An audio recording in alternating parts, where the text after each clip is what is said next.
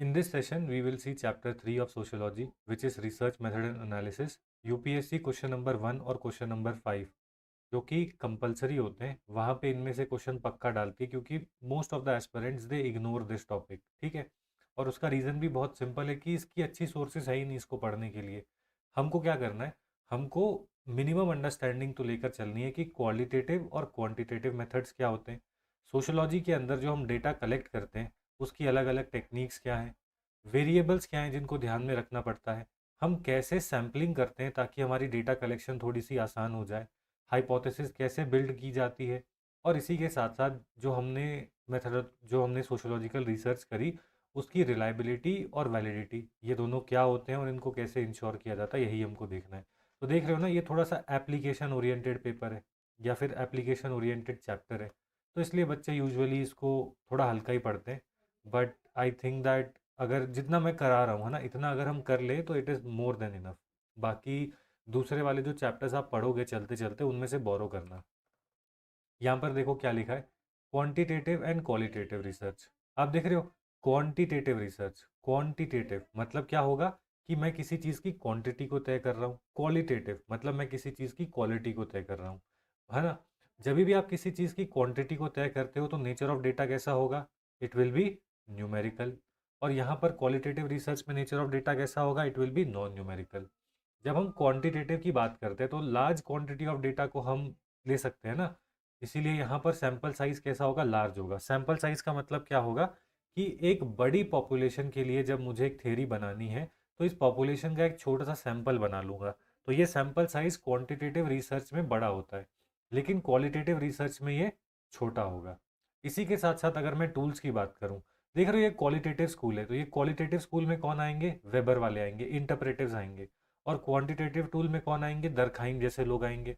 ठीक है, आप इसका एग्जाम्पल लिख सकते हो कि दरखाइम ने यूरोप के सुसाइड के जो एविडेंसेस थे या फिर जो सुसाइड डेटा था उसके बेसिस पर अपनी थियरी दी ऑफ सुसाइड, जहाँ पे उसने कहा कि मॉरल रेगुलेशन और सोशल इंटीग्रेशन की वेरिएंस की वजह से जो लोग होते हैं वो सुसाइड कमिट करते हैं। दैट इज़ वाई सुसाइड जो है वो एक सोशल फिनोमिना है, वो कोई साइकोलॉजिकल या पर्सनल फिनोमिना नहीं है। आप ऐसे करके एग्जाम्पल लिखते हो। जब मैंने कहा था बोरो करेंगे तो this is how we borrow. अगर आप कहोगे कि भाई क्वालिटेटिव रिसर्च में, तो यहाँ पे सैंपल साइज छोटा होगा, क्यों, क्योंकि आप क्वालिटी ऑफ रिसर्च पे काम कर रहे हो, है ना। तो क्वालिटी तभी मेंटेन होगी ना जब छोटे से ग्रुप का आप करोगे। तो इसीलिए यहाँ पे हमने देखा कि इंटरप्रेटिव स्कूल बहुत फ्लेक्सिबल होता है ना। जैसे वो कहते हैं सोशोलॉजिकल इमेजिनेशन इस्तेमाल करो, अबे ये क्या चीज़ होती है, ये कहते हैं इंटरप्रिटेशन करो, भाई मैं 12 इंटरप्रिटेशन कर दूँ, है ना। लेकिन यहाँ पर क्या होगा, यहाँ पर एक स्ट्रक्चर होगा, उस स्ट्रक्चर को आपको फॉलो करना पड़ेगा। मैं आपको एग्जाम्पल देता हूँ। यहाँ पर दरखाइम ने दिए थे rules of sociological method, RSM करके है ना। तो ये क्या है, एक स्ट्रक्चर आपको देता है कि आपको सोशोलॉजिकल रिसर्च कैसे करनी है। हमने यहाँ पे देखा कि क्वालिटेटिव स्कूल इंटरप्रिटेशन पे ध्यान देता है, तो इसीलिए आप यहाँ पे देखोगे इंटरप्रिटेशन या फिर मीनिंग पे, meaning of the social action के ऊपर ध्यान है। और यहाँ पर क्या है, मेजरिंग सोशल एक्शन, यहाँ पे मेजरमेंट की बात होती है। ठीक, क्योंकि आप बेसिकली मतलब you are measuring a quantity ना, तो यहाँ पे आप मेजर करते हो। यहाँ पर अप्रोच कैसी होगी, ऑब्जेक्टिव होगी। यहाँ पे अप्रोच कैसी होगी, इंटरप्रिटेटिव होगी, जो कि अभी हमने देखा। आउटकम्स क्या होंगे इसके, इसमें स्टैटिस्टिक्स बन जाएंगी, इसके अंदर बन जाएंगी डिस्क्रिप्शंस या फिर एक्सप्लेनेशंस। ठीक है, मैं आपको सिंपल एग्जांपल देता हूँ, नीचे मैंने यहाँ पे लिखा भी था। हाँ, ये देखो, यहाँ पे देखो, हमने दो सोशोलॉजिकल रिसर्च करी है। मान लीजिए कि हमको सोशोलॉजिकल रिसर्च करनी है कि वोटिंग पैटर्न कैसा है। क्या आप वोटिंग की काउंट किए बिना वोटिंग पैटर्न समझ पाओगे, नहीं। तो आप उसको कहोगे कि ये क्वांटिटेटिव रिसर्च है, क्योंकि मैं नंबर ऑफ वोट्स को देख रहा हूँ कि नंबर ऑफ वोट्स जो पोल किए गए उन्होंने वोट कैसे करा। लेकिन इसी के साथ साथ अगर आपको देखना हो कि habits habits of middle class in India, middle class ले लो इन इंडिया। ठीक है, अब आप इसको कैसे देखोगे, बताओ क्या मेजर करोगे, है ना। इसमें आपको क्वालिटेटिव रिसर्च करनी पड़ेगी कि उनके पॉलिटिकल लीनियंस कैसी थी, इकोनॉमिक हैबिट्स कैसे हैं, सोशल हैबिट्स कैसे हैं, है ना। ऐसे करके तो ये क्वालिटेटिव अप्रोच हो गई। मोटा मोटा समझ में आया। चलिए, आपको बस इतना याद रखना है कि क्वांटिटेटिव पॉजिटिविस्ट है, क्वालिटेटिव इंटरप्रेटिव है। क्वांटिटेटिव स्ट्रक्चर होगा और क्वालिटेटिव के अंदर मीनिंग के ऊपर ज़्यादा ध्यान होगा। क्वांटिटेटिव में हम किसी चीज़ को मेजर कर रहे हैं, इसलिए लार्ज अमाउंट ऑफ डेटा निकलता है।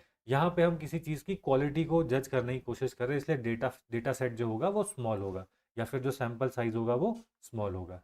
कुछ एग्जांपल्स देखते हैं, ठीक है। ये एग्जांपल है कि अगर क्वांटिटेटिव मेथड्स के बारे में बात करेंगे तो आप पॉजिटिविज्म के बारे में लिखना। हमने यहाँ पे दरखाइम के बारे में देखा था, कॉम्टे के बारे में देखा था, हमने सेंट साइमंस के बारे में देखा था, हमने हर्बर्ट स्पेंसर के बारे में देखा था। यही नाम आपको बार बार लिखने हैं। आप बोलोगे भाई एक ही नाम, अरे सारे क्वेश्चन थोड़ी ना आ जाएंगे। आप रिप्रोड्यूसिबिलिटी, भाई तुम बहुत ज़्यादा नहीं पढ़ सकते सोशोलॉजी के अंदर, है ना। इसीलिए जो तुमने पढ़ा उसको रिप्रोड्यूसिबिलिटी उसकी हाई होनी चाहिए। इन द सेम वे भाई, जब हम क्वांटिटेटिव मेथड की बात करेंगे तो यहाँ पे मैं पॉजिटिविज्म की सारी चीज़ें लिखूंगा कि क्वांटिटेटिव मेथड में कॉजल एनालिसिस के ऊपर काम होता है, मल्टीवेरिएट एनालिसिस होता है। दरखाइम की स्टडी ऑफ रिलीजन के बारे में लिख दिया, कॉम्टे ने सोसाइटी की जो एवोल्यूशन दी वो लिख दिया, हर्बर्ट स्पेंसर ने बायोलॉजिकल थ्योरी ऑफ एवोल्यूशन दी थी वो लिख दिया। This is how I have to go in the examination, है ना। You have to be dangerous कि भाई मैंने कम पढ़ा है लेकिन मैंने उसे इतनी बार रिवाइज कर लिया है ना कि मैं उसे कैसे भी मोल्ड करके तुमको प्रेजेंट कर दूंगा। इसी के साथ साथ मुझे यहाँ पे फील्ड एक्सपेरिमेंट का नाम लिखना होगा। ये जे डब्ल्यू सिमंस का कोई एग्जाम्पल है, ये मुझे कभी याद नहीं होता। जब भी फील्ड एक्सपेरिमेंट की बात होती है तो मैं एम एन श्रीनिवास के बारे में बात करता हूँ। एम एन श्रीनिवास को हम पेपर 2 में देखने वाले हैं, ठीक है। इनकी स्टडी थी कूर्ग की, ठीक है। इसी के साथ साथ क्वांटिटेटिव मेथड में, क्वांटिटी वाले मेथड में हमने कार्ल मार्क्स के हिस्टोरिकल मटेरियलिज्म के बारे में लिखना है, दरखाइम की रिलीजन के बारे में लिखना है, और वेबर के Protestant ethics and spirit of capitalism के बारे में लिखना है। ये तीनों के तीनों हमारे सिलेबस में लिखे हुए हैं, लाइन टू लाइन सिलेबस में लिखा हुआ है। दैट इज़ वाई आई से कि मतलब सिलेबस को सामने रखो, उसको रीड करो। तुमको जब पॉइंट नहीं आएंगे ना तो अब तुम यहीं से पॉइंट बनाओगे। मान लो मुझे क्वांटिटेटिव स्टडी का एग्जांपल देना है, मेरे दिमाग में कुछ नहीं आ रहा, भाई मैं ऐसे याद करने की कोशिश करूंगा कि भाई मेरे सिलेबस में लेबर लिखा है ना। तो मैं यहाँ पे female labour force participation rate और पेट्रियार्की के बीच में अगर लिंकेज मुझे दिखानी है तो मैं क्वांटिटेटिव स्टडी करूंगा, क्योंकि मुझे जानना है ना फीमेल लेबर फोर्स पार्टिसिपेशन कितनी है ना। फिर मैं कहूँगा क्वालिटेटिव में मुझे देखना है, तो क्वालिटेटिव में मैं क्या करूँगा, मैं कह दूंगा कि अगर अगर मुझे स्लम्स ऑफ इंडिया की स्टडी करनी है तो वहाँ पे मैं क्वालिटेटिव स्टडी कर लूंगा, कि उनकी quality of life, standard of living एकदम बेकार है, उनकी क्वालिटी ऑफ लाइफ एकदम बेकार है। आप देख रहे हो ये हमारे सिलेबस में लिखा हुआ है। And how this will come, when you will revise again and again, again and again, ठीक है। इसी के साथ साथ यहाँ पे देखो एक बहुत ही अच्छा पर्सपेक्टिव दिया हुआ है जो कि काउंटर है क्वांटिटेटिव मेथड का। क्वांटिटेटिव मेथड ये कहता है कि हम साइंटिफिक या पॉजिटिविस्ट मेथड का इस्तेमाल करेंगे, लेकिन भाई वो तो लेबोरेटरी में एक्सपेरिमेंट कर लेते हैं। लेकिन क्या हम सोशोलॉजिकल रिसर्च को लेबोरेटरी में कर सकते हैं? करेंगे तो क्या होगा, ये कीवर्ड देखो, it will lead to loss of ecological validity, कि आप बेसिकली सोसाइटी को उसकी नेचुरल स्टेट में नहीं पढ़ पाओगे अगर लेबोरेटरी में चीज़ें क्रिएट करोगे। लेकिन आपको लिखना है हाउएवर, हमने कुछ सोशोलॉजिकल एक्सपेरिमेंट्स देखे हैं, जैसे कि स्टैनफोर्ड का प्रिजन एक्सपेरिमेंट, जहाँ पे कुछ लोगों को जेलर बना देंगे, पुलिस बना देंगे, और कुछ लोगों को प्रिजनर बना देंगे। और धीरे धीरे ये देखा कि जेलर और जो जो जो पुलिस होती है वहाँ पर, वो मतलब ज़्यादा ही, मतलब क्या कहते हैं, डोमिनेंट हो जाते हैं ऑन द प्रिजनर, और प्रिजनर जो होते हैं वो बहुत ज़्यादा सबमिसिव हो जाते हैं। तो यहाँ पे इस एक्सपेरिमेंट में हमने देखा कि कैसे पावर जो है इंसान को सबमिसिव, या फिर पावर जो है इंसान को है डोमिनेंट बना सकती है, ठीक है। तो ये सोशल एक्सपेरिमेंट था जो कि एक लेबोरेटरी में किया गया, एक आर्टिफिशियल प्रिजन बनाई गई। तो ऐसे करके आप लिख सकते हो। इसी के साथ साथ हमने बहुत सारे और भी एक्सपेरिमेंट किए कि बच्चों के ऊपर वॉयलेंट इमेजेस का इम्पैक्ट क्या होता है ना, उनके बिहेवियर के ऊपर। तो ये भी सोशोलॉजिकल एक्सपेरिमेंट है, सोसाइटी के अंदर बच्चे जो होते हैं, है ना। तो ऐसे करके हमने कुछ लेबोरेटरी एक्सपेरिमेंट किए, बट लार्जली ये एक्सेप्टेड होता है कि सोशोलॉजी को उसकी नेचुरल स्टेट में ही ऑब्जर्व करना ही सबसे सही चीज़ होती है, और उसी को हम कहते हैं फील्ड एक्सपेरिमेंटेशन या फिर एथनो मेथोडोलॉजी। तो हमने क्या देखा कि जब हम क्वांटिटेटिव की बात करेंगे, मैं हमेशा क्या करता हूँ, बिगिनिंग में पढ़ता हूँ एंड कुछ लोगों को समझ में नहीं आता, लेकिन जो बंदा थोड़ा सा वेट कर लेगा और जब मैं चीज़ों को समराइज करूँगा तो टक करके उसको बोल लगेगा, अरे हाँ यार पूरा का पूरा लिंक कनेक्ट हो गया। तो इट इज़ लाइक कि भाई मैं तुम्हें बिगिनिंग में बहुत सारे बीड देता हूँ, है ना, मतलब बहुत सारे मोती देता हूँ, और लास्ट में उनको माला में पिरो देता हूँ। लेकिन मेजोरिटी एस्पिरेंट इसका वेट नहीं करते, बोलते हैं अरे मुझे कुछ समझ में नहीं आ रहा। देखो, अब जब क्वांटिटेटिव मेथड की बात आएगी तो तुम किसके बारे में लिखोगे, तुम पॉजिटिविज्म के बारे में लिखोगे, ठीक है। इसी के साथ साथ तुम एथनो मेथोडोलॉजी या फील्ड स्टडी जो होती है, मतलब फील्ड पे जाके जो एक्सपेरिमेंटेशन होती है, उनके बारे में लिखोगे। इसी के साथ साथ तुम यहाँ पे कंपैरेटिव स्टडी लिखोगे। कंपैरेटिव मतलब हिस्टोरिक, जिसने हिस्ट्री का इस्तेमाल किया और समाज को समझाया। किसने समझाया? कार्ल मार्क्स ने हिस्टोरिकल मटेरियलिज्म दिया, ठीक है। दरखाइम ने रिलीजन के बारे में बताया, वेबर ने Protestant ethics and spirit of capitalism के बारे में बताया, कॉम्टेनियस सोसाइटी के बारे में बताया, कैसे सोसाइटी पहले थियोलॉजिकल होती है, फिर मेटाफिजिकल और फिर सिविलाइजेशनल होती है। तो हमको ये लिखना है, राइट। तो this is how we have to go head. ये हो गया हमारा क्वांटिटेटिव मेथड, मैंने आपको बता दिया एग्जाम्पल क्या लिखने, थ्योरी मैंने यहाँ पे बता दी। अब चलते हैं क्वालिटेटिव मेथड में। क्वालिटेटिव मेथड में क्या होगा भाई, हम इंटरप्रिटेशन करेंगे ना, तो ऐसे वर्ड आपको डालने, इंटरप्रिटेटिव अप्रोच होगी, हर्म्यूनेटिक्स पे ध्यान होंगे। हर्म्यूनेटिक्स का मतलब ही क्या होता है, इंटरप्रिटेशन ही होता है इसका मतलब, ठीक है। इसी के साथ साथ हम क्या करेंगे, फिनोमिनोलॉजी हो गया, हर्म्यूनेटिक्स हो गया, ये सारी चीज़ों के ऊपर हम ध्यान देंगे और ऑब्जेक्टिविटी पे ध्यान देंगे, ठीक है। तो इसमें मेरे को क्या मिला, मैं यहाँ पे लिख दूंगा कि मुझे इसमें लिखना है इंटरप्रिटेशन का वर्ड डालना है, टेक्निक्स ऑफ वर्स्टेहन यहाँ पे लिख दूंगा जो कि वेबर की है। वर्स्टेहन क्या कहता है, मान लो कि भाई मुझे, तुम मतलब पागलों जैसे बिहेव कर रहे हो, यूपीएससी एस्पिरेंट होके भी पढ़ाई नहीं कर रहे हो, ठीक है। तो मैं तुम्हें कहूंगा भाई तू फेल हो जाएगा, तेरा जीवन में कुछ नहीं होगा, तू यही करता रहेगा, है ना। फिर उसके बाद तू भीख मांग के खाएगा, मतलब पेरेंट्स तो ऐसे ही मोटिवेट करते, लेकिन इसका कोई फायदा नहीं होता। लेकिन अगर कोई आदमी वर्स्टेहन का अप्रोच करे तो वो ये कहेगा कि भाई पढ़ाई पढ़ाई नहीं हो रही, मतलब कोई दिक्कत है तो बता, चला जा साथ में पढ़ते, है ना। तो ये हो गया एम्पैथेटिक, मैंने एम्पैथेटिक लाइजनिंग करी, तुम्हारी तुम्हारे तुमको एम्पैथी दिखाई ताकि तुम थोड़े से कंफर्टेबल हो जाओ। और फिर उसके बाद मैंने बोला हाँ ठीक है, पढ़ाई तो मुझे पता है तू एस्पिरेंट कर लेगा, बट रियल रीज़न क्या है। फिर तुम बताओगे कि भाई मुझे लोनली फील होता है, मुझे, मैंने मल्टीपल अटेम्प्ट्स दे दिए, अब मैं गिव अप करने की स्थिति में आ चुका हूँ, मेरी मेंटल हेल्थ वीक है, मेरी गर्लफ्रेंड का इशू है, मेरी जेब में पैसे नहीं है ना, ये ऐसी सारी चीज़ें तुम बताओगे, है ना। तो मैं ये फिर उसके बाद मतलब वर्ष रहन से मैं समझूंगा कि जो जो मतलब यूपीएससी एस्पिरेंट्स हैं, इनको यूपीएससी की प्रिपरेशन से ज़्यादा जो ये अपने आप को सॉलिट्यूड में रखते हैं, लोनलीनेस में रहते हैं, उसकी वजह से और ओवर थिंकिंग की वजह से इनको प्रॉब्लम ज़्यादा होती है। और क्योंकि ये साइकिल बहुत लंबा है, दैट इज़ वाई हम यहाँ पे देखते हैं कि जो यूथ होती है it is very prone to mental health issues. तो ऐसे करके मैं बना दूंगा, है ना, कि कैसे एम्बिशन और एस्पिरेशंस और मेंटल हेल्थ या फिर मेंटली फॉर्मिडेबल होना क्यों ज़रूरी है। तो मैंने क्या किया, मैंने वर्स्टहैंड, मैंने एम्पति के साथ बात करी, है ना, तुमसे। तो अब देख रहे हो ना कि ऐसी बातें करेंगे, तो वो मेथड क्या था, उसको कहते हैं हम वर्स्टहैंड, एम्पैथेटिक लाइजनिंग। ये वर्ड यहाँ पे ये जो है ना, ये वाला आप लिख देना, काम हो गया तुम्हारा। इसी के साथ साथ ये कहते हैं फिनोमिनोलॉजी का हम इस्तेमाल करेंगे। फिनोमिनोलॉजी का मतलब क्या होगा, मान लीजिए कि कोई इंसान है जो कि लोअर कास्ट से है, ठीक है। मैं जाके उससे पूछूंगा कि मुझे अपनी लाइफ के बारे में बताओ, तो मैं बोलूंगा स्कूल जाते हो, तुम बोलोगे हाँ, मैं तो स्कूल में कोई भेदभाव होता है, तो तुम बता रहे हो कि हाँ मुझे चटाई पे बिठाते हैं। तो फिर उसके बाद मैं कहूँगा कि हाँ, कि कास्ट का एजुकेशन पे इम्पैक्ट है। मैं कहूँगा नौकरी मिलने में दिक्कत होती है, पापा क्या काम करते, तुमने बोला कि भाई वो तो मतलब क्या कहते हैं, मजदूरी करते हैं। पापा कितना पढ़े, पापा कॉलेज से पास आउट है। तो इसका मतलब कास्ट एंड इकोनॉमी या फिर कास्ट एंड एम्प्लॉयमेंट के बीच में भी एक रिलेशन है। इसको फिनोमिनोलॉजी कहते हैं कि भाई जिसके साथ बीत रही है उससे जाके पूछो और उसके पर्सपेक्टिव से सोशोलॉजिकल रिसर्च करो, ठीक है। तो आप यहाँ पे क्या लिख दोगे, आप यहाँ पे लिख दोगे फिनोमिनोलॉजी, फिनोमिनोलॉजी। इसी के साथ साथ यहाँ पे आप भाई कहीं पे भी आप इंटरप्रेटिव लिखोगे ना, इंटरप्रेटिव जहाँ पे भी वर्स्ट है फिनोमिनोलॉजी आएगी, वहाँ पे इन सबको इंटरप्रेटिव अप्रोच कहते हैं, ठीक है। इंटरप्रेटिव अप्रोच का मतलब क्या होता है, मैं इंटरप्रेट कर रहा हूँ तो कि तुम क्या कह रहे हो। सो ये वाले कहते हैं इंटरप्रेट, इंटरप्रेट कुछ नहीं भाई, सोशल फोर्सेस होती है जो इंसान को कठपुतली की तरह नचाती हैं। जैसे कि ये वाले लोग कहेंगे, है ना, ये वाले लोग कहेंगे आईएएस तेरा सपना नहीं है, समाज ने तुझे ये सपना दिया है कि समाज में आईएएस की इज्जत ज़्यादा है, इसलिए तू भाग भाग के यूपीएससी कर रहा है, कि तेरा कोई सपना नहीं है आईएएस बनना। लेकिन इंटरप्रेटिव स्कूल ये कहेगा कि हाँ, ये जो बंदा है इसको लगता है कि आईएएस निकाल लेगा, मे बी बचपन में इसकी फैमिली के साथ किसी पुलिस वाले ने कुछ उल्टा सीधा किया, है ना, या फिर इनको मतलब कहीं पे इनजस्टिस फील हुई, तो ये उससे इंस्पायर्ड है। तो वर्स्टहैन एक स्टेप अंदर जाके इंसान के फीलिंग को समझेगा। ये वाले ऊपर से बता देंगे कि सोशल फोर्स है, कि समाज के अंदर आईएएस बने तो बहुत ज़्यादा रिवॉर्ड मिलेगा, तो ये जो रिवॉर्ड ये चाहता है, ये इसके पीछे बावला होकर आईएएस की तैयारी 7 साल से कर रहा है, ठीक है। और इसमें ये अपनी पूरे 20s को झोंक दे रहा है।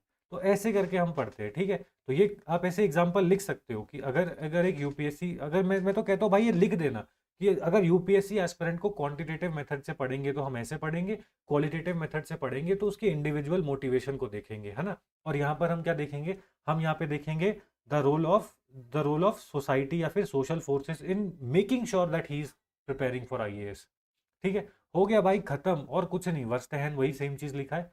यहाँ पे ये कहते हैं कॉजल एनालिसिस होनी चाहिए, ये कहते हैं कॉजल एनालिसिस नहीं होनी चाहिए। यहाँ पे जनरलाइज जीएमआरसीसी याद आ रहा है, जनरलाइजिंग होता है, फिर रिडक्शनल होता है, कॉजल एनालिसिस, फिर मल्टीवेरिएट एनालिसिस ऐसे करके देखा था। उस उल्टा कर दो, ये कहते हैं जनरलाइजेशन करनी है, ये कहते हैं नहीं स्पेशलाइजेशन करनी है ना, ऐसे करके ये कहते हैं क्वांटिटी देखेंगे, ये कहेंगे क्वालिटी देखेंगे। ऐसे करके एग्जाम में आपको बातें घुमानी होती हैं। और ये कब होगा भाई, अब तू 3-4 बार इसको देखेगा, तू इस पूरी सीरीज को एक बार देख, फिर से इस सीरीज को दूसरी बार देख, तू ऐसे बोलेगा भाई पहली बार में तो बहुत कम समझ में आया था, दूसरी बार में ज़्यादा आ रहा है। फिर अपने एग्जाम के पास में ये सीरीज को देखना, मैं पूरा एक वीडियो बना के डाल दूंगा 10-12 घंटे का। Then you will be like भाई ये तो गोल्ड है। ठीक है, अभी तुम्हें ऐसा लगेगा कि हाँ आधा मोड़ा आ रहा है। मैं कह रहा हूँ भाई even if your understanding 30%, just keep going, don't stop. चलिए, अब क्या कह रहे हैं, अब यहाँ पे कह रहे हैं कि जो नया नया ट्रेंड है ना, जैसे हमने ऊपर भी देखा कि वहाँ पे पॉजिटिविस्ट एंड नॉन पॉजिटिविस्ट लड़ रहे हैं कि भाई ये कर लो ये कर लो, वैसे आज की ट्रेंड सिंथेसिस की है कि भाई ना हम क्वांटिटेटिव करेंगे ना हम क्वालिटेटिव करेंगे। ठीक है, हम क्या करेंगे, मेथोडोलॉजिकल प्लूरलिज्म करेंगे कि अगर हमारी रिसर्च में कुछ पार्ट क्वांटिटी से होता है तो क्वांटिटेटिव मेथड लगा लेंगे, कुछ पार्ट क्वालिटी से होता है तो क्वालिटेटिव मेथड लगा लेंगे। इन द सेम वे अगर आप फेमिनिस्ट स्कूल को देखोगे जो कि फीमेल के पर्सपेक्टिव से सोशोलॉजी को पढ़ाने या समझाने की कोशिश करती है, वो ना क्वांटिटेटिव लगाती है ना क्वालिटेटिव लगाती है, वो बस एक पैरामीटर लगाती है कि इसमें फीमेल का क्या स्टेक है ना। तो वो पूरी पूरी की पूरी रिसर्च मेथोडोलॉजी अलग हो गई। इन द सेम वे ब्राइमन बार बार भाई पेपर चैप्टर 2 चैप्टर 3 में भाई कुछ भी सवाल आए आप ब्राइमन से एंड करो। ब्राइमन कहता है कि ये इतने मतलब इतने शेल्स में क्यों पढ़ाई करनी है, कि इतने रिजिड होके क्यों पढ़ाई करनी है, पर्पोसिव रिसर्च रखो। है ना, पर्पोसिव रिसर्च का मतलब क्या है, जो मेरी रिसर्च का पर्पस है उसके लिए जो अच्छा वो मैं करूँगा। ठीक है, चलिए यहाँ पे देखिए मैंने फिनोमिनोलॉजी का एग्जांपल लिख दिया क्योंकि उस समय मुझे समझ में नहीं आता था। तो phenomenology it can help you understand the stereotype, जैसे कास्ट सिस्टम का है या जेंडर का या फिर शरीर के रंग का भी, है ना। फिनोमिनोलॉजी से हम एक लड़के से पूछ सकते हैं कि शादी के लिए लड़की चाहिए तो उसमें तू क्या देखेगा, तो वो कहेगा कि लड़की गोरी होनी चाहिए, तो हमें पता चलेगा कि भाई वाइट की प्रेफरेंस है लड़की में। है ना, तो ऐसी ये सारी चीज़ें। चलिए, यूपीएससी ये भी कभी कभी पूछ लेती है कि बताओ आप मेथड कैसे चूज करोगे, तो आप वहाँ पे ये नहीं लिखोगे नहीं नहीं मेरा तो प्रेफरेंस क्वालिटेटिव मेथड का है तो मैं क्वालिटेटिव मेथड करूँगा, क्वांटिटेटिव मेथड में अकेला नहीं कर सकता, ऐसे नहीं लिखते। आप ये लिखोगे कि बताओ मुझे फंड कौन कर रहा है। अगर मुझे कोई फंडिंग बॉडी फंड कर रही है तो वो चाहेगी वो कि मैं उसे डेटा दूँ, नहीं, वो चाहेगी कि मैं उसे क्वालिटी दूँ। है ना, जैसे कि मान लीजिए कि मैंने किसी किसी सोशोलॉजी के थ्रू मैंने किसी फंडिंग बॉडी को ये समझाना है कि जैसे मतलब सरकार का ही है, सरकार कहेगी कि स्वच्छ भारत मिशन का एक सोशोलॉजिकल सर्वे करके बताओ, तो वो ये थोड़ी कहेगी कि मुझे बताओ कितने लोग टॉयलेट में जाते हैं कितने नहीं जाते हैं।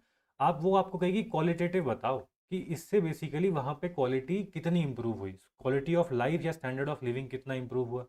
ठीक है, इसके बाद ये कह रहे हैं कि थेरेटिकल एंड प्रैक्टिकल कंसिडरेशन भी होते हैं कि मतलब भाई मेरे में बुद्धि भी तो है ना, कि अगर मैं क्लास के बिहेवियर को समझना चाहता हूँ तो मैं क्या करूँगा, बिहेवियर है, बिहेवियर एक इंसान की क्वालिटी है। लेकिन अगर मुझे वोटिंग पैटर्न को समझना है कि लोगों ने कैसे वोट डाला, एग्जिट पोल ये सब निकालना है, तो मैं क्वांटिटेटिव स्टडी करूंगा। Exit pole is also a part of a quantitative study, जो कि हम थोड़ी देर में देखेंगे। इसके बाद ये कह रहे हैं कि आप प्रैक्टिकलिटी के बारे में बात कीजिए। या प्रैक्टिकलिटी का मतलब क्या होगा कि मैं वो उसके ऊपर मैं ज़्यादा मतलब ध्यान दूंगा ना, जो कि लेस टाइम कंज्यूमिंग होगी, कि मेरी जो स्टडी होगी वो टाइम बाउंड होनी चाहिए। 10 साल चल रहे सोशोलॉजिकल स्टडी चल रही है और 10 साल में सोसाइटी ही चेंज हो गई। इसी के साथ साथ मुझे जो लास्ट चीज़ है वो ये लिखना भाई कि एथिक्स के ऊपर ध्यान देना है, कि मैं कंसेंट भी लूँ और इसी के साथ साथ कॉन्फिडेंशियलिटी भी रखूँ। ठीक है, तो this is how you write in the examination. समझ में आया? तो this is how we are going to write in the examination कि क्वांटिटेटिव क्वालिटेटिव इनके डिफरेंसेस, इनके एग्जाम्पल, और फिर इसके बाद कि वो कौन से तरीके होंगे। तो मेरा वो किस पे डिपेंड करेगा, फंडिंग के ऊपर, फंडिंग के ऊपर, थियोरेटिकल एंड प्रैक्टिकल कंसिडरेशंस, फिर उसके बाद प्रैक्टिकेबिलिटी एंड एथिक्स। ठीक है, कि एथिक्स का भी मैं अपने उसमें ध्यान रखूंगा। आगे चलते हैं। अभी तक हमने क्या देखा, हमने एक टॉपिक जो कवर किया वो था qualitative and the quantitative method. अब एक छोटा सा टॉपिक करते हैं, यूपीएससी का वन ऑफ द फेवरेट है क्योंकि बच्चे इग्नोर करते हैं इसको। रट्टाबाजी है पूरी की पूरी, बट मैं समझाऊंगा और समझाने के बाद रटना थोड़ा आसान होता है। देखो, नेशनल फैमिली हेल्थ सर्वे हुआ है ना, ये एग्जाम्पल में भी लिख सकते हो सैम्पलिंग के में। नेशनल फैमिली हेल्थ सर्वे 5 हुआ, जिसने यूपीएससी का पुराना चावल है उसे पता होगा, या जो करंट अफेयर अच्छे से करता है उसको पता ही होगा। नेशनल फैमिली हेल्थ सर्वे 5 के बेसिस पे हमने हमारे हेल्थ इंडिकेटर्स को बताया कि भारत के हेल्थ इंडिकेटर क्या चल रहे हैं, और काफ़ी खुशी हुई पता करके कि एमएमआर हो गया या आईएमआर हो गया, इसमें काफ़ी इंप्रूवमेंट हुई है। राइट, लेकिन भाई मेरे घर पे तो कोई नहीं आया। आई एम श्योर कि तुम्हारे घर पे भी शायद कोई नहीं आया हो, मेरे दोस्त के घर पे भी कोई नहीं आया। तो ये भाई ये डेटा कहाँ से आ गया?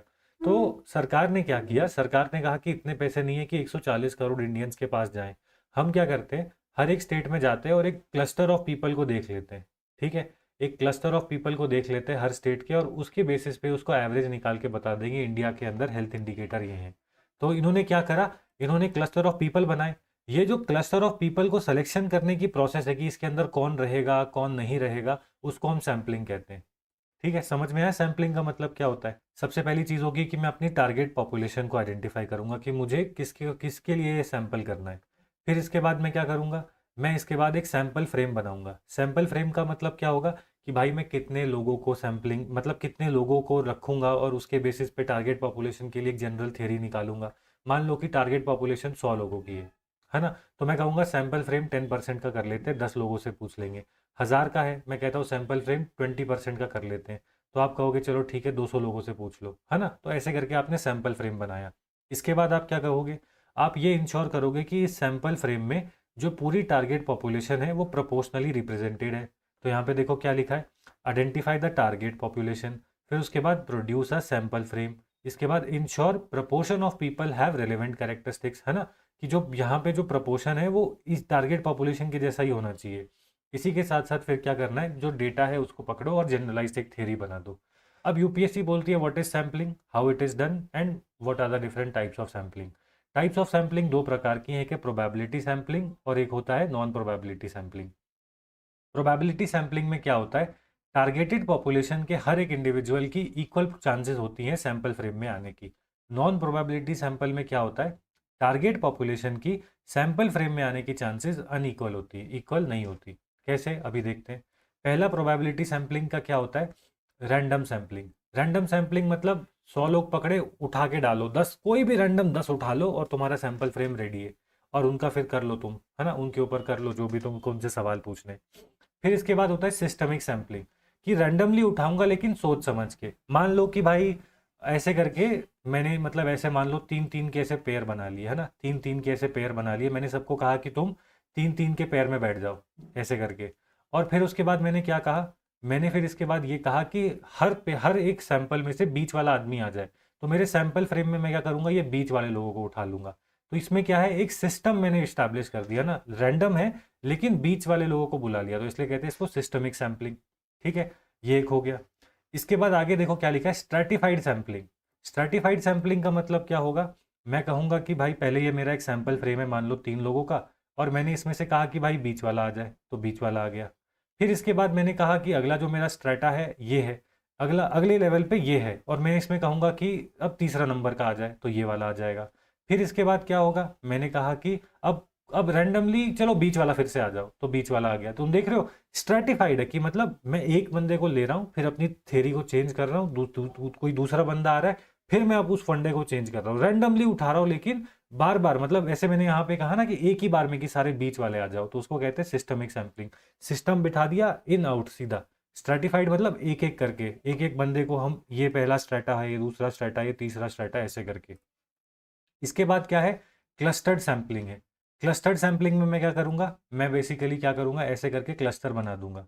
ठीक है, ऐसे 4 क्लस्टर बना दिए, यहाँ पे 100 लोग हैं, यहाँ पे 100 लोग हैं, यहाँ पे 100 लोग हैं और यहाँ पे 100 लोग हैं। मैं ये कहूंगा कि भाई इसके से 10 लेने, इसमें से 10 लेने, इसमें से 10 लेने, इसमें से 10 लेने। और यहाँ पे मान लो मैंने रैंडमली उठा लिए, यहाँ पे मैंने सिस्टमिक लगा लिया, फिर इसके बाद यहाँ पे मैंने लगा लिया मान लो कि स्ट्रैटिफाइड लगा लिया, और यहाँ पे भी रैंडम लगा दिया। तो इसलिए मैं कहूँगा clustered random sampling, clustered stratified sampling, cluster systemic sampling. तो इसको क्लस्टर कहते हैं कि लोगों को गुटों में बांट लो और फिर उनको उनको निकालो और उससे सैंपल फ्रेम बना लो। ठीक है, ये सारे प्रोबेबिलिटी सैम्पलिंग होते हैं। फिर इसके बाद आता है non probability sampling. Non probability sampling का मतलब होता है मेरी मर्जी, मेरा जो मन करेगा मैं वो करूंगा। ठीक है, अब यहाँ पे देखो क्या लिखा है, नॉन प्रोबेबिलिटी सैम्पलिंग, जिसमें हमने देखा कि सैंपल फ्रेम में टारगेट पॉपुलेशन के लोगों के आने के चांसेस कैसे होते हैं, अनइक्वल चांसेस होते हैं। कोटा सैम्पलिंग, ये कोटा है, कोटो नहीं है, कोटा है। कोटा सैम्पलिंग का मतलब क्या होता है, मान लीजिए मुझे रिलीजन्स इन इंडिया का सैंपल बनाना है, मेरे पास 100 लोग आए, ये 100 में से मान लो कि 90 हिंदू है। ठीक है, फिर इसके बाद मान लो कि 10 जो हैं वो हो जाएंगे, मान लो कि मेरे पास 200 लोग हैं। ठीक है, ये 200 में से 140 जो है वो हिंदू है। फिर इसके बाद मान लो कि जो 60 हैं वो, 60 तो ज़्यादा हो गया, चलो मान लो कि 40 जो है वो हो जाएंगे हमारे मुस्लिम्स। फिर इसके बाद आगे चलो मान लो कि बाकी सारे, चलो मान लो 3 ही रिलीजन है, हिंदू हैं बाकी, ठीक है, 20 जो है वो हिंदू हैं। तो अब मैं क्या करूँगा, मैं ये कह दूंगा सिंस ये एक बड़ी माइनॉरिटी है तो मुस्लिम को रिजर्वेशन दे दिया 20% का, और मुझे कितने लोग उठाने हैं, 10। तो इसका मतलब क्या होगा कि दो जो लोग हैं, मतलब जैसे चलो मतलब चलो इसको 10 ही रहने दो, चलो ठीक है 10 रहने देते हैं। मैंने ये कहा कि 10 में से जो दो सीटें हैं ये वाली, यहाँ पे सिर्फ मुस्लिम आएंगे, तो यहाँ पे जो 40 है इनमें से ही मुस्लिम आएंगे, यहाँ ना सिख आ सकता है ना हिंदू आ सकता है। इसको कोटा कहते हैं कि मैंने सैंपल फ्रेम के अंदर जब लोगों को डिवाइड करा किसी बेसिस पे, तो उसकी डिवीजन के बेसिस पे जो मतलब मेरे पास एक स्पेसिफिक एक ग्रुप आया, उसी ग्रुप के लोग इस सैंपल के इस कोटा में आ सकते हैं। ठीक है, इसको कहते हैं हम कोटा सैम्पलिंग।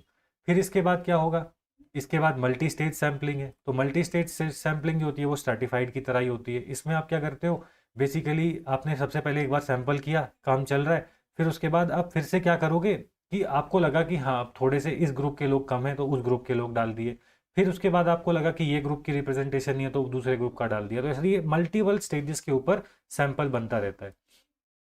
फिर इसके बाद स्नोबॉल सैंपलिंग होती है। तो स्नोबॉल सैंपलिंग का मतलब क्या होता है, मान लीजिए कि मुझे क्रिमिनल्स की स्टडी करनी है, तो तुम्हारा कोई क्रिमिनल फ्रेंड है नहीं है, तो मैं क्या करूँगा, मैं जेल में जाऊँगा और मैंने उस क्रिमिनल्स की स्टडी करी। ठीक है, फिर मैंने कहा कि भाई मेरे को सैंपल के लिए एक और क्रिमिनल चाहिए, तो ये क्रिमिनल 2 का एग्जाम्पल दे देगा, अरे वो हमारा गुड्डू है, वो चोरी के इल्ज़ाम में भी बाहर गया है पैरोल पे, उसको पकड़ लो। गुड्डू कहेगा कि मेरा मुन्ना करके एक दोस्त है क्रिमिनल 3। फिर उसके बाद ये कहेगा गुड्डू मुन्ना, फिर उसके बाद ये कहेगा राजू के पास चले जाओ, है ना, फिर वो कहेगा बिल्लू बदमाश के पास चले जाओ, तो ये क्रिमिनल 4 हो गया, ये क्रिमिनल 5 हो गया। तो इसको स्नोबॉल सैंपलिंग कहते हैं, जहाँ पे एक वॉलंटियर अगले वॉलंटियर का रेफरेंस देता है और ऐसे ऐसे ये चलता जाता है। ठीक है, तो इसलिए मैंने यहाँ पे लिखा भी है क्रिमिनल सर्च में ये काम करता है। ठीक है, आगे चलते हैं, वॉलंटियर सैंपलिंग। इसमें आप क्या करते हो, इसमें बेसिकली जो सोशोलॉजिस्ट होता है ना, वो कुर्सी डाल के बैठ जाता है। ठीक है, कुर्सी डाल के बैठ जाता है और वो बोलता है कि यहाँ पे हम सोशोलॉजिकल रिसर्च कर रहे हैं, अगर प्लीज़ वॉलंटियर आना है तो आओ, तुम्हारी मर्जी, नहीं आना ना आओ। इसको कहते हैं वॉलंटियर सैम्पलिंग। ठीक है, तो यहाँ पर क्या होता है कि जो जो आदमी है वो खुद सैंपल का पार्ट बनने के लिए आगे आता है। आपने देखा होगा बहुत जगह पे ऐसे लगे होते हैं ना कि फ्री में आपको एक पेपर देते हैं, आपको कहते हैं सर्वे करो, और आप फिर मना कर देते हो कि मेरी बस लेट हो रही है, तो वो वॉलंटियर सैम्पलिंग है। आप चाहो तो करो, नहीं करना ना करो। कन्वीनियंस सैम्पलिंग, मेरी मर्जी, मेरे को जैसा ठीक लगेगा, जो मेरा दिमाग कहता है मैं वैसे करूँगा। ठीक है, उसको कहते हैं कन्वीनियंस सैम्पलिंग। चलिए, तो अगर मैं यहाँ पे देखूँ तो हमने क्या क्या पढ़ लिया, हमने क्वालिटेटिव एंड क्वांटिटेटिव मेथड्स को कर लिया। ठीक है, हमने सैम्पलिंग को कर लिया। In the next session we are going to do techniques of data collection, जो कि यहाँ पे लिखी हुई है। ठीक है,